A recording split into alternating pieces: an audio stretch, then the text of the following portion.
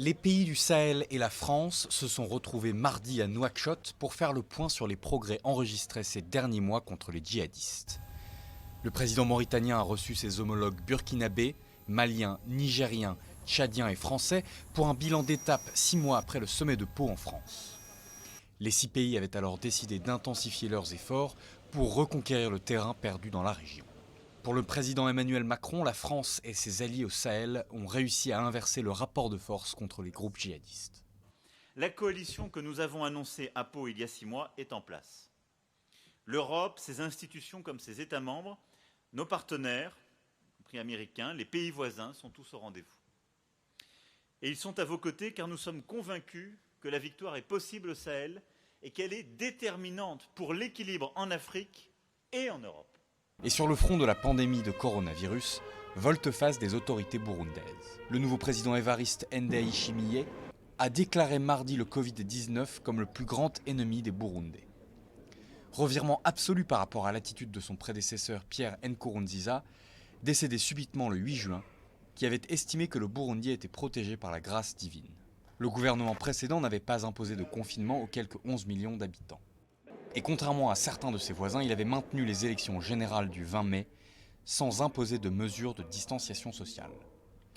Dorénavant, place à l'action contre le virus. Dès maintenant, nous commençons une campagne de lutte contre la dite pandémie au Burundi, sous le thème « Je guéris, je ne contracte pas et je ne contamine pas ».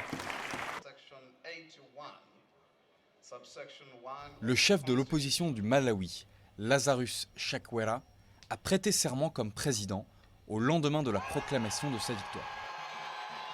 La présidentielle avait été organisée à la suite de l'annulation de la réélection en 2019 du sortant Peter Mutharika.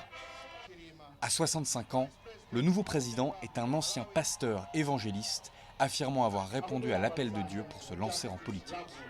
Il dirige depuis 2013 le Parti du Congrès du Malawi, qui a dirigé ce pays d'Afrique australe de 1964 à 1994.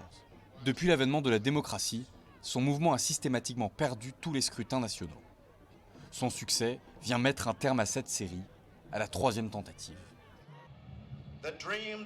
Le rêve qui nous unit, c'est que nous jouissions d'une prospérité partagée et pas seulement de la liberté. En Égypte, les pyramides de Gizeh ont rouvert au public mercredi après avoir fermé en mars en raison de l'épidémie de nouveau coronavirus. L'Égypte a décidé mi-juin de rouvrir son espace aérien ainsi qu'une partie de ses sites touristiques pour relancer le tourisme, un secteur qui a enregistré de lourdes pertes financières pendant les quelques 3 mois de fermeture. Quelques dizaines de touristes étaient présents sur le site de la vaste nécropole royale mercredi. Nous avons décidé de venir voir les pyramides aujourd'hui. Comme le site a été fermé pendant longtemps, nous avons senti que c'était le bon moment et nous voulions visiter les pyramides dans ce cadre. Les procédures, nous n'avons pas peur du virus, donc cela nous importe peu.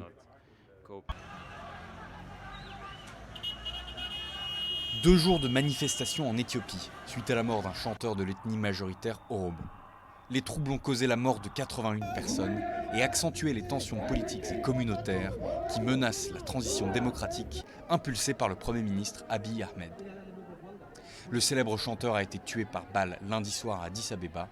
Ses textes très politiques exprimaient les frustrations des Oromo, qui se sont longtemps estimés marginalisés économiquement et politiquement.